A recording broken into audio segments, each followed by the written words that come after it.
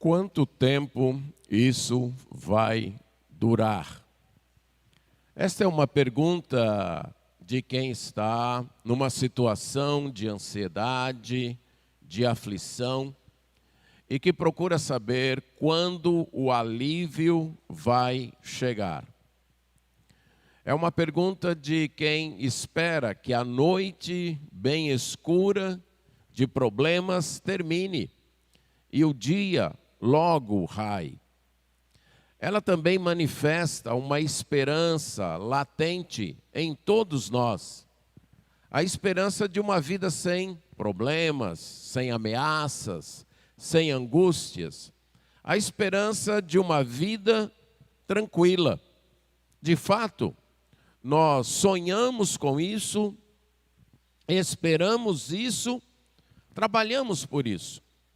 Todos os nossos esforços buscam uma vida tranquila, uma vida sem problemas, ou pelo menos com poucos e pequenos problemas. Para isso nós buscamos muitas vezes saber de Deus quando as ameaças vão passar, quando a vida se tornará tranquila. Outras vezes nós usamos os recursos naturais e de pessoas próximas para solucionar os problemas e ter uma vida mais tranquila. Mas nossa única esperança de uma vida em paz é a obediência à palavra de Deus.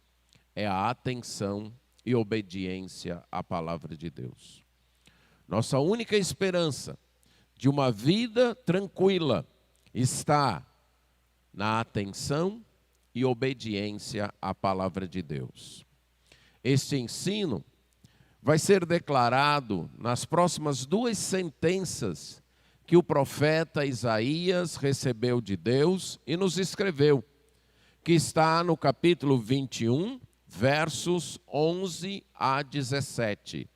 Isaías, capítulo 21, versos 11 a 17.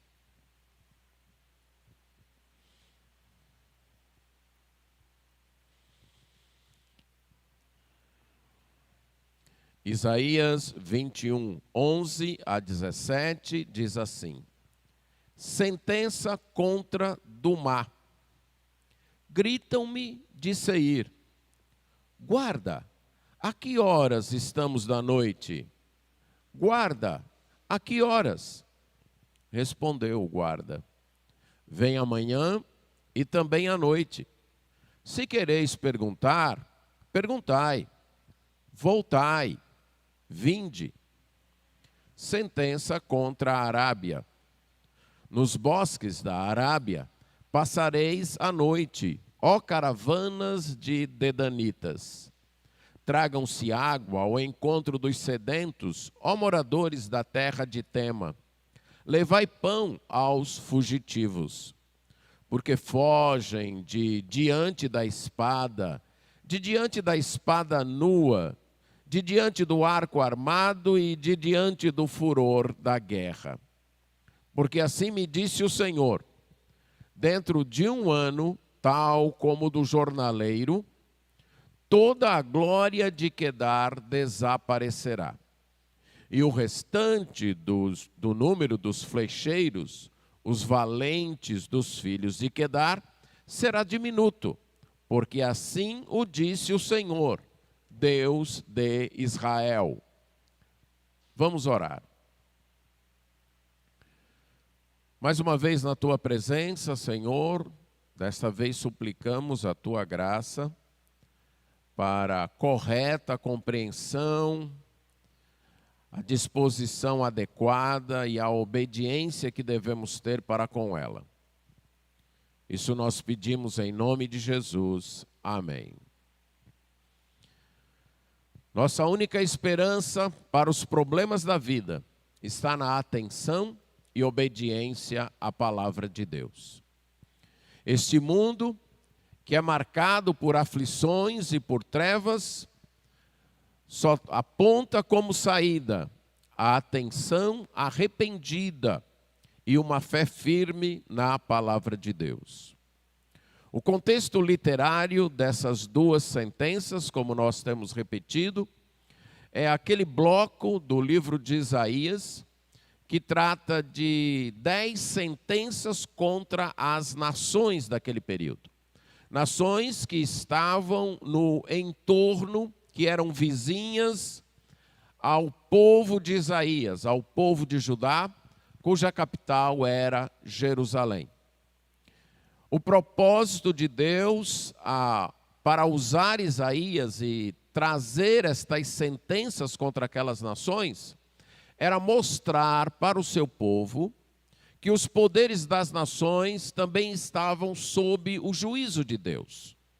Que os poderes das nações estavam sob o domínio de Deus e estes poderes também seriam julgados.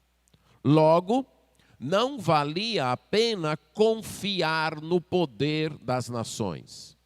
Era uma advertência para o povo de Deus contra alianças e tratados perigosos, contra o risco de embarcar em falsas esperanças, acreditando que sua segurança dependeria de certas alianças e de certos acordos com as potências da época, com as nações vizinhas. Nós temos aqui a 7ª e a 8ª sentenças. O contexto histórico ainda é o mesmo daquela primeira parte de Isaías, que é da ameaça à Síria. O povo do profeta Isaías, o povo de Judá e todas as pequenas nações ali da Palestina formavam uma espécie de recheio num sanduíche entre nações muito poderosas. Do lado do norte ficava o reino dos hititas, que a essas alturas não representava uma grande ameaça. Mas para o leste estavam as nações mesopotâmicas, as nações da Mesopotâmia, que ficavam ali no chamado crescente fértil, entre os rios Tigre e Eufrates, que eram a Assíria, a Babilônia e posteriormente a Média e a Pérsia. Foram sempre reinos grandes, reinos poderosos, porque a geografia da região permitia isso, permitia que esses reinos se unissem. Havia 2 rios que forneciam a água necessária, a irrigação necessária, para que eles tivessem uma boa agricultura, tivessem recursos financeiros, um tráfego bom, e assim por diante. Então, formou-se grandes impérios ali. Do outro lado, a oeste, mais para o sul, estava um outro grande império, o Egito, que também tinha um rio, o rio Nilo, que fornecia os recursos necessários para ter uma grande nação, que era o Egito. Já nesse meio entre estes impérios, a geografia não permitia o surgimento de um grande reino. A geografia é bem diferenciada, com planícies, planaltos, montanhas, vales. Tem apenas um pequeno rio, que é o Rio Jordão. Dependiam muito da chuva, então isso possibilitou que pequenos estados apenas surgissem, pequenas nações. E estas nações viviam constantemente ameaçadas. Do lado oeste, elas tinham o mar Mediterrâneo, de onde também vinham ameaças das nações mais distantes. Atrás delas, a leste, estavam então a Síria, a Babilônia, e ao sul, o Egito. Então essas nações estavam sempre buscando alianças, buscando acordos para garantir sua segurança. No período da vida de Isaías, a grande ameaça era o Império Assírio, que havia se fortalecido novamente, era um império antigo, mas tinha experimentado um tempo de fraqueza, logo antes de Isaías começar a profetizar, no tempo do rei Uzias, e isso permitiu para tanto Judá como Israel poderem alargar suas fronteiras, conquistarem até algumas das nações ali em volta, como a nação de Edom, porque esses grandes impérios estavam enfraquecidos. Mas agora a Síria estava ressurgindo, e estava novamente se tornando uma potência, e avançando e conquistando toda aquela região. E as nações ali então se sentiam ameaçadas. Inclusive as duas nações que tratam estas sentenças, a nação de Edom e as tribos da Arábia. No caso da nação de Edom, o nome Edom não aparece, aparece Seir. Era uma cadeia de montanhas, um lugar cheio de montanhas, que se tornou o território do povo de Edom. Edom é o outro nome de Esaú. Esaú, para aqueles que têm conhecimento da história bíblica, foi o irmão de Jacó, certo? O irmão de Jacó. Então, Esaú se afastou para ali e seus descendentes ocuparam aquela faixa de terra das montanhas de Seir. Você pode ver isso em Josué, capítulo 24, verso 24. E o território ficou sendo chamado de Edom, ou a terra dos Edomitas. Dumá era uma cidade, um oásis, que ficava nesse território. Mas também a palavra, na língua em que foi escrito o Antigo Testamento, tinha o significado de silêncio. E provavelmente Isaías está utilizando, tanto para se referir à cidade de Dumá, que ficava no território de Edom, como para fazer um trocadilho com o nome Edom, porque na língua original, se você muda um pouco as letras, você fica ainda com a palavra Edom. E para mostrar o conteúdo de sua profecia, que o momento é de paciência. E aqui nós temos que Isaías dizendo, sentença contra Dumá, isso é contra Edom, e que ele diz que alguém lá de Seir, das montanhas de Seir, do território onde moravam os edomitas, grita para ele. E grita para ele como se ele fosse um vigia, um sentinela, um guarda numa torre de um muro de uma cidade. As cidades então eram muradas, e sempre havia nas vigias, isso é, nas torres de vigia, nos cantos da cidade, ou logo acima do portão, sempre havia então sentinelas, guardas, vigias, que ficavam olhando distante, verificando se havia alguma ameaça e algum perigo. Mas também, estes guardas à noite poderiam indicar se estava perto do dia nascer. Não havia relógios como nós temos hoje. Então poderia ser que o guarda estava lá e como ele estava numa posição mais alta e olhando mais distante, ele poderia ver os primeiros raios do sol e ele poderia calcular quanto tempo ainda havia para que a noite passasse e o dia nascesse. Então, Isaías usa esta ilustração para ele como um profeta, que está na torre de vigia de Deus, uma expressão usada até por outro profeta, para falar desta função, que foi o profeta Abacuque, como um sentinela lá na torre, e que poderia enxergar mais longe, e que poderia enxergar um pouco mais distante no meio da escuridão, daquele momento, das trevas daquele momento, e saber o que estava para acontecer. Pode ter sido que de Edom foi mandada uma comitiva, foram mandados emissários para perguntar isso para Isaías. Isso não seria estranho naquela época. Novamente, se você está lembrado, o rei de Moabe, quando o povo de Israel estava subindo do Egito, mandou buscar um vidente, mandou consultar um vidente, que foi Balaão.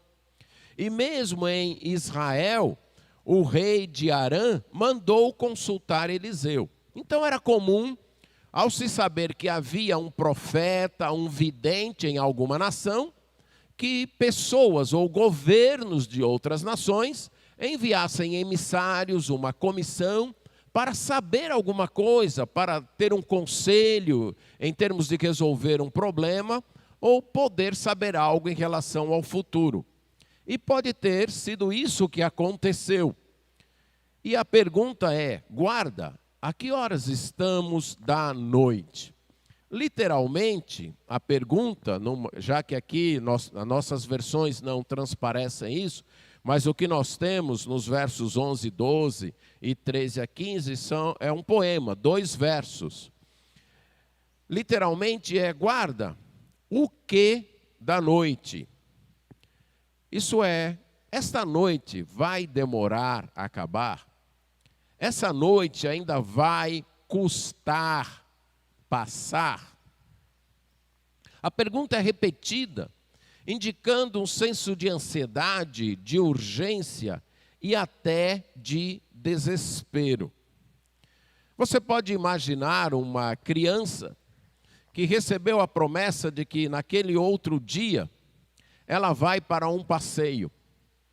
E aí ela tem que dormir, mas ela está tão agitada, tão ansiosa com a perspectiva do passeio, que ela não consegue dormir. E toda hora ela se levanta e pergunta para o pai ou para a mãe: mãe, ainda vai demorar? A noite está perto de acabar? O dia está perto de chegar? No caso da criança, é uma expectativa alegre. Ela quer que a noite acabe, porque ela sabe que vai ter um passeio. No caso aqui, a noite significa o tempo de aflição, o tempo de opressão, o tempo da ameaça do Império Assírio, que nos conquistou, que nos oprime. Então perguntam para o profeta: isso ainda vai demorar muito? Quando é que isso vai acabar? Quando é que esse tempo vai terminar? Quando nossa aflição vai passar? Essa é a pergunta que os edomitas fazem. Literalmente gritam, conforme diz Isaías. Repetem em sua ansiedade e em seu desespero. Quando vamos reconquistar novamente nossa liberdade? Quando vamos reconquistar novamente nossa autonomia? Quando essa ameaça dos assírios vai passar? Quando o Império Assírio vai terminar de nos oprimir? Vai descansar dessa sua opressão? Então o profeta responde: vem amanhã e também à noite. Se quereis perguntar, perguntai. Retornem ou voltai e vinde. A linguagem é entrecortada porque, lembra, é uma poesia, não é uma prosa descrevendo. É uma poesia que é característica, que tem como característica uma linguagem mais concisa, que procura comunicar mais com imagens do que descrevendo realmente uma cena. A resposta do vigia é: amanhã está chegando. Sim, amanhã vai chegar. Vai raiar um dia. Essa aflição vai terminar, vai. Mas quer saber de uma coisa? Vai chegar outra noite. Essa aflição vai acabar. O Império Assírio vai passar. Inclusive, no próprio livro do profeta Isaías, isso é descrito. Então vai ter uma manhã. Mas a vida será feita só de manhãs? Só de dias? Não. Após amanhã, quando o Império Assírio baixar suas armas, perder seu poder, perder sua força, parar de oprimir, vai surgir outra noite. Vai ter outra ameaça. Outras aflições surgirão. Outros outras opressões, outros problemas virão. É assim a vida. A resposta não traz muito alívio, esta é a verdade, mas a resposta é bem realista. Esta é a vida, não é? Aqueles aqui que criam filhos, né? Assim que o menino nasce e fica com aquele choro à noite, muitas vezes sem querer deixar a mãe dormir, e tem que levantar e trocar e tudo. Qual é o anseio da mãe?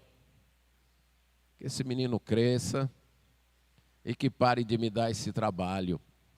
Aí o menino cresce, não precisa mais trocar as fraldas dele, não precisa mais levantar à noite para dar de comida, mas ele para de dar trabalho, né? Mesmo depois de grande, casado, a preocupação ainda continua. Aqui é só uma ilustração do que é a vida. Vem amanhã, estamos na noite, num período de aflição, ansiosos para que essa noite acabe logo, para que tudo volte ao normal, para que a vida volte a ser como era. Estamos. Isso vai acontecer? Vai. Mas vai ser amanhã para sempre? Não. Outra noite vai surgir. Outras aflições virão. Outros problemas irão surgir. Essa é a resposta realista do profeta e a resposta realista das Escrituras. Num mundo marcado pelo pecado, é utopia achar que do jeito que a vida está hoje, que vai chegar um tempo onde nós não mais teremos problemas, onde nós não mais teremos aflições. Passamos por certas ameaças, certas aflições, certas angústias. Aquele tipo acaba. Desfrutamos de um tempo de refrigério, mas daí a pouco surgem outros problemas, outras aflições, outras lutas. Recorde sua vida. Quando você era criança, você tinha algumas ansiedades, algumas apreensões, alguns problemas. Você tinha que ir para a escola e talvez tinha um colega lá que não gostava muito de você e tentava bater em você, e você não via a hora de crescer, de ficar mais velho, ou talvez você não gostasse da escola, de fazer os trabalhos, de estudar, fazer provas, e você não via a hora de crescer para não ter mais esses problemas. E aí você cresceu, não precisou mais estudar. Mas aí os problemas, hein? Acabaram? Mudaram, só isso. Você agora tem lá um chefe no trabalho que talvez não vá com a sua cara, ou um colega do trabalho, ou tem a luta do seu trabalho de se manter e coisas desse tipo. Assim é a vida. Está de noite. Estamos perguntando, quando é que essa noite vai acabar? Será que ela vai demorar muito ainda? E a resposta é não, ela vai acabar. Mas sabe, vai chegar outra noite. Outra noite vai chegar. E o que devemos fazer? Continuar perguntando. Continuar buscando. Continuar atrás da palavra de Deus. Se querem perguntar, perguntai. Nós não devemos buscar Deus apenas no tempo de aflição, com a expectativa de que Ele retire a aflição e nos deixe em paz. Parece que na maioria das vezes este é o nosso anseio. Estamos com problemas, estamos com lutas que não conseguimos resolver. Então corremos para Deus, queremos uma explicação, queremos uma solução, queremos pelo menos saber quanto tempo esta aflição vai durar. Mas queremos saber apenas para o nosso alívio e não porque de fato queremos seguir a Deus. e não porque de fato queremos estar com Deus. A resposta do profeta vigia, do profeta sentinela é: olha, os problemas vão continuar, esse problema será resolvido, mas virá outro. Mas você deve continuar buscando a Deus, você deve continuar perguntando, você deve continuar vindo atrás de Deus. Você não pode simplesmente buscar Deus quando está debaixo da peia, quando está debaixo do chicote. A busca por Deus deve ser uma constante em sua vida, seja à noite ou seja amanhã. Você não deve buscar Deus apenas por causa dos seus interesses, para ter alívio dos seus problemas. E isso é confirmado na última frase deste verso: voltai. Esta palavra voltar, esse é o sentido literal, de você retornar para um lugar, mas ela é utilizada no Antigo Testamento para falar da conversão, do arrependimento, do retorno a Deus. É como se o profeta então dissesse: voltem, venham para estar com Deus, arrependam-se dos seus pecados e busquem a Deus. Vocês estão na noite, vocês estão debaixo da aflição, sim. E estão me perguntando, o profeta diz, se esta aflição vai passar, se essa noite vai terminar. Sim, ela vai terminar, mas eu quero dizer que outra noite virá. E que enquanto isso, você deve continuar firme buscando a Deus. Você deve permanecer buscando a Deus. Você não deve desistir de buscar a Deus. Você deve se arrepender dos seus pecados, converter-se e voltar para Deus.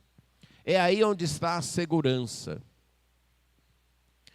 Irmãos, enquanto essa vida durar no esquema que está hoje, não podemos ter a ilusão de que haverá um tempo, nesse esquema de vida, um tempo sem aflições, um tempo sem problemas, um tempo sem noite. Não!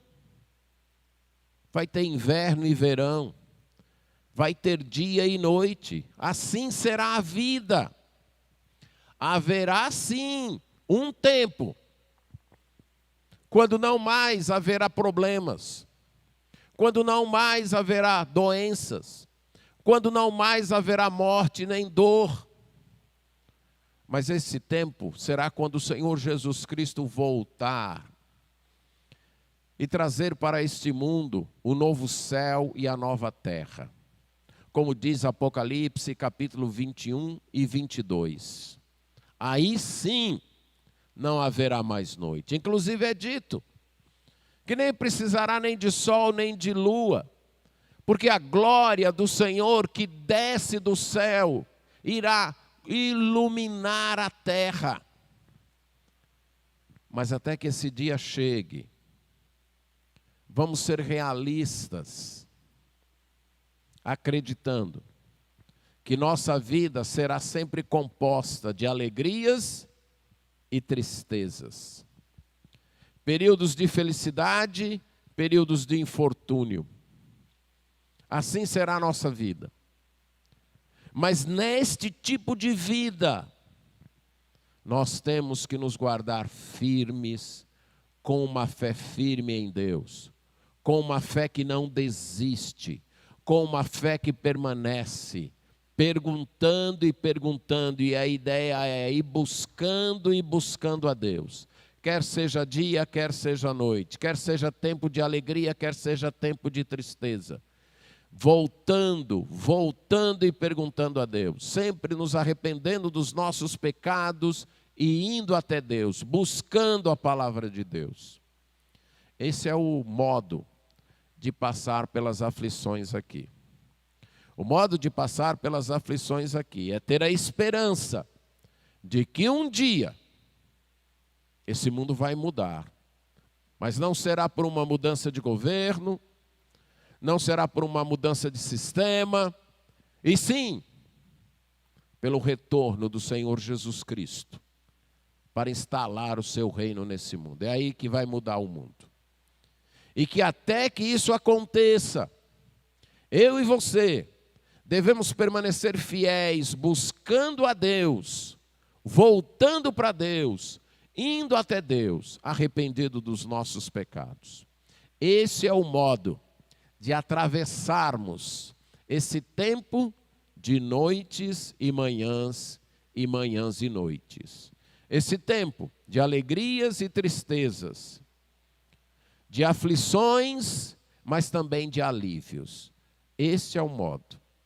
Não é buscando ilusões, não é acreditando em falsas esperanças, mas sabendo que enquanto estivermos aqui, haverá dia e noite, haverá problemas e soluções, haverá alegrias e tristezas. Mas que o meu e o seu dever é permanecermos firmes, fiéis, sempre voltando para Deus, sempre buscando a Deus. A 8ª sentença vai nos ensinar que os recursos humanos produzem apenas um alívio temporário, mas que no final é a palavra de Deus que permanece. É o veredito de Deus que fica. É a 8ª sentença. É a sentença contra a Arábia. A Arábia era o nome tanto de uma região como de um povo. E esse povo era formado por descendentes de Abraão, da parte de sua esposa Quetura, e também da parte de Ismael, que era o outro filho de Abraão. Mas o nome Arábia também tem uma associação com noite, na língua em que foi escrito o Antigo Testamento. Então poderia ser uma sentença que fala da noite da Arábia, ou da noite dos árabes, que era um outro povo que vivia ali. Inclusive era vizinho do povo de Edom, de quem foi dito, e ficava ao sul do povo de Judá. Tanto Edom como a Arábia ficavam mais ao sul do povo de Judá, geograficamente falando. Então essa sentença diz: nos bosques da Arábia passareis a noite, ó caravana dos Dedanitas. Dedanitas vem de Dedã, que era um dos filhos de Abraão com Quetura. Você lê isso em Gênesis 25, 3. Mas também era um povo, né, esses Dedanitas, era um povo que compunha a Arábia, era uma das tribos entre os árabes, e era uma nação de comerciantes, que viviam de caravanas, de comprar e vender ali no deserto, nas estepes do deserto, que era onde eles moravam. Então, eles moravam em tendas e viviam viajando com grandes caravanas, comprando produtos de um lugar, vendendo em outro, compravam ali, vendiam em outro, e era assim que eles viviam. Em Ezequiel, capítulo 25, 13 e 27, 15 e 20, fala muito disso. Eles também viviam nesse momento da sua história, sob a ameaça dos assírios, que pelo menos por 3 vezes invadiu a Síria, invadiu o seu território, obrigou-os a pagar impostos, recrutou dentre eles pessoas para suas tropas, e eles também se sentiram tentados e algumas vezes fizeram alianças com outras nações para fazer frente à Síria. Inclusive enviaram soldados para a Babilônia para compor o exército para derrubar a Síria. Estavam buscando também a fuga da aflição, estavam buscando refazer sua liberdade. Mas a profecia diz: olha, vocês que vivem em caravanas, vocês não vão armar o acampamento de vocês nas estradas normais, nas estradas em que vocês costumam trafegar. Não. vocês vão ter que se retirar para os bosques, para o lugar onde tem uma vegetação mais alta, onde vocês podem se esconder. É ali que vocês vão ter que armar a tenda de vocês para passar a noite. Não é para morar permanentemente, mas para passar uma noite. E a ideia, novamente, quando a gente pensa no contexto de noite que Isaías tem seguido aqui, é para passar esse problema. Vocês vão ter que se esconder, vocês vão ter que fugir, se vocês quiserem sobreviver. Então descreve-se um tempo de ameaça, em que eles buscam refúgio em recursos naturais. Então tem um bosque, tem uma vegetação que a gente pode se esconder. Pois a gente vai para lá e vai se esconder. Será a nossa proteção. Mas além disso, aqueles que forem para a guerra terão que ter auxílio, porque vão fugir da guerra.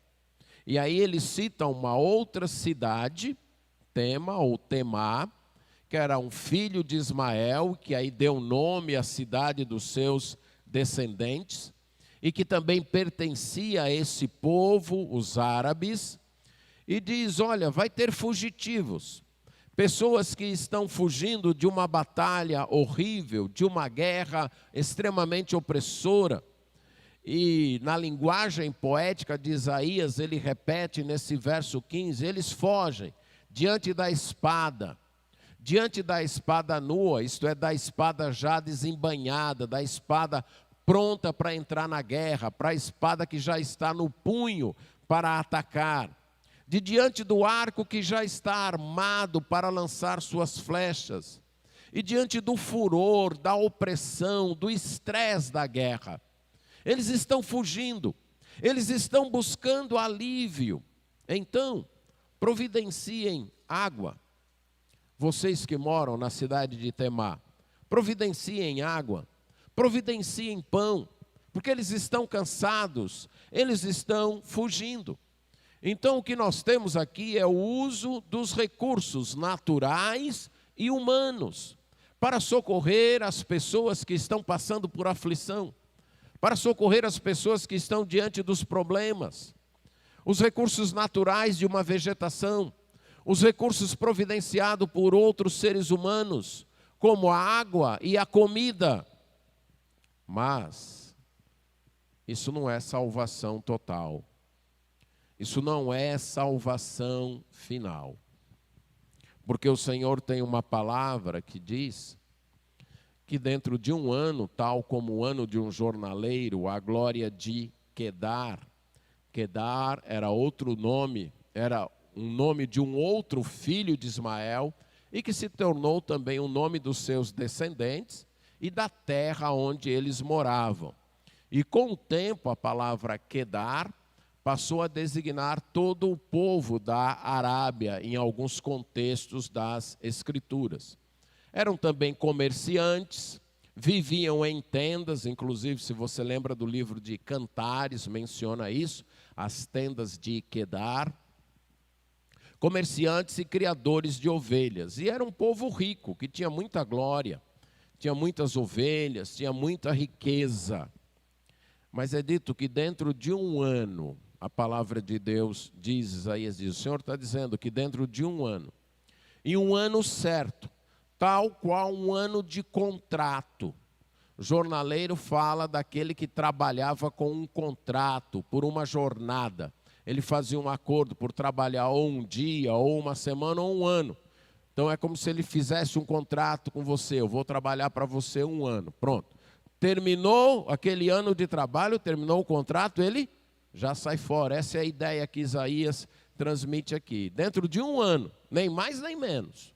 Um ano tal qual um ano de contrato de um trabalhador. A glória desse povo vai desaparecer. Não vai adiantar os recursos naturais, nem os recursos humanos. Quando o meu juízo chegar contra esse povo, não vai ter quem possa fornecer água ou comida, nem vai ter vegetação suficiente para eles se esconderem. Não vai ter.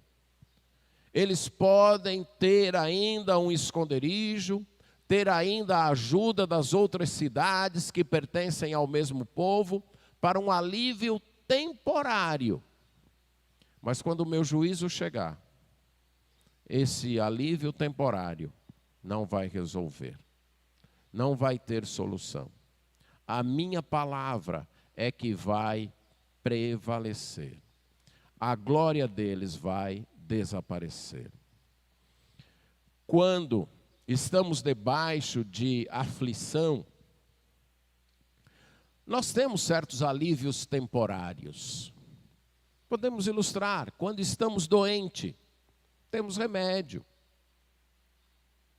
temos médico, temos cirurgias, temos tratamento.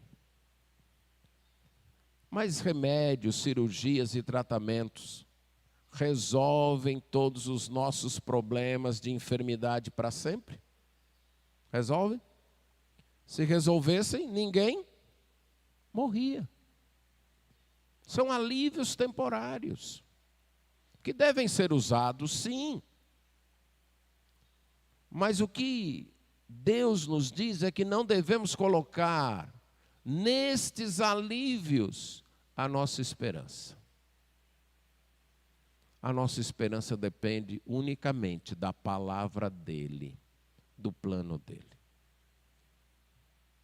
Nenhum de nós, por mais recursos naturais ou de ajuda mútua que tivermos, não podemos garantir que vamos escapar do juízo de Deus. Só há um meio de escapar do juízo de Deus. É a confiança na sua palavra, crendo no seu Filho, Jesus Cristo. Há alívios, sim. Alívios um ajudando o outro. Alívios de recursos naturais. Há, sim. E podemos usar isso. Mas sem apostar a nossa vida completamente nisso. Sem acreditar toda a nossa vida nisso. Porque a única ajuda permanente e eterna é a da palavra de Deus, através do seu Filho, Jesus Cristo. Esse mundo, por causa da graça natural de Deus, tem conseguido resolver vários dos seus problemas, com suas descobertas, com sua tecnologia, com certas ajudas mútuas entre os povos, entre as nações. Tem conseguido sair de certas dificuldades. Mas sempre que raia um dia, daqui a pouco surge a ameaça de uma outra noite, vem outros problemas, outras lutas, outros esforços, outras ameaças. Aqueles de nós mais antigos, ou com mais tempo de experiência, vivemos sobre a chamada ameaça da Guerra Fria. De uma hora para outra o mundo, explodir debaixo de uma guerra atômica. Aí isso passou. E os problemas acabaram. Surgiram outros problemas, outras ameaças, outras lutas. Mas aquela ameaça da guerra atômica, pelo menos naquele estilo, passou. Os homens foram fazendo acordo, a situação econômica contribuiu, e foi acontecendo uma coisa e outra, e foram desarmando suas ogivas nucleares, e o perigo foi diminuindo. Mas a vida humana ficou segura? Não ficou. E a palavra de Deus diz que um dia a glória desse mundo e a glória de todas as nações e poderes deste mundo vai acabar, vai desaparecer. e que só vai ficar a glória de Deus. Que a palavra de Deus é o que permanece para sempre. Todos os recursos humanos um dia acabarão. Só a palavra de Deus ficará para sempre. Continuando a profecia contra os árabes, aquele povo daquela época. O restante do número dos flecheiros, isso é, dos valentes daquela tribo, ficará minguado, será diminuto, será pouco. Aquilo no qual eles acreditavam para a sua defesa, para se proteger, vai acabar. Não vai trazer segurança permanente. Por quê? Porque assim disse o Senhor. A palavra de Deus afirma isso. Ela afirma que tudo nesse universo, o apóstolo Pedro diz em sua segunda carta, se desfará como fogo. A palavra de Deus afirma que todos os poderes que se opõem a Deus serão julgados e lançados no lago de fogo. Apocalipse capítulo 20.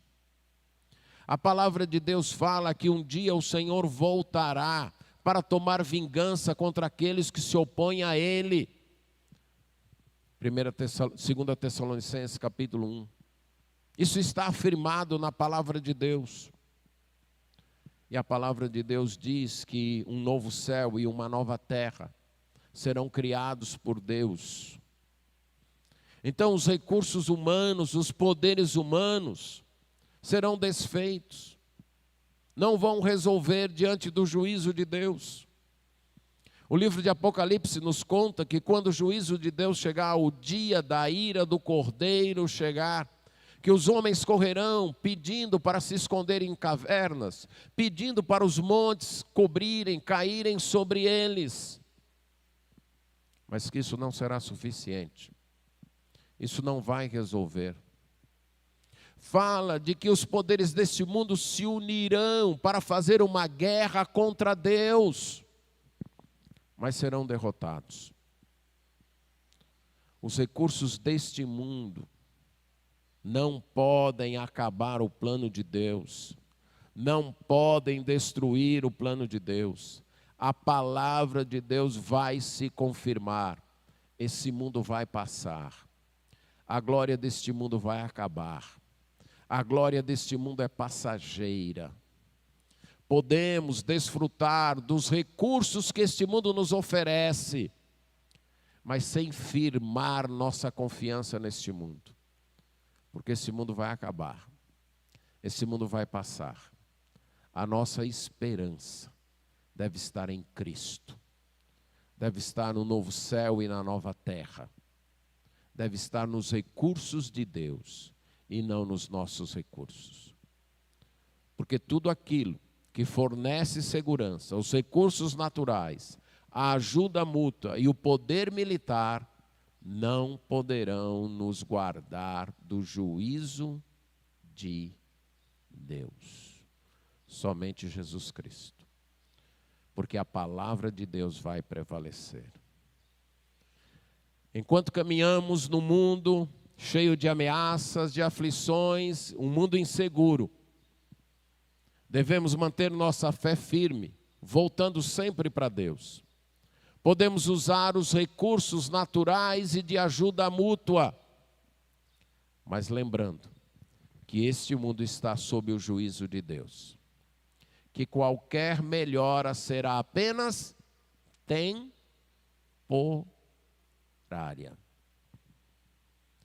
Mas Ele aguarda o dia, marcado por Deus, para a glória deste mundo passar e o reino de Deus ser estabelecido aqui.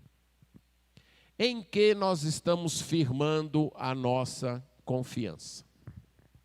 Nós temos um anseio lícito, correto, de uma vida sem aflições, de um mundo sem ameaças, de um mundo de paz, de uma vida que nós chamamos de normal. Nós temos esse anseio. Mas em que ou em quem nós estamos confiando para cumprir esse anseio. Estamos confiando nos recursos deste mundo, nos recursos naturais, nos recursos humanos, na capacidade humana, na tecnologia, na ciência, nos governos, nas forças militares. Em quem nós estamos confiando? Ou estamos confiando na palavra de Deus? Sabendo que somos peregrinos neste mundo.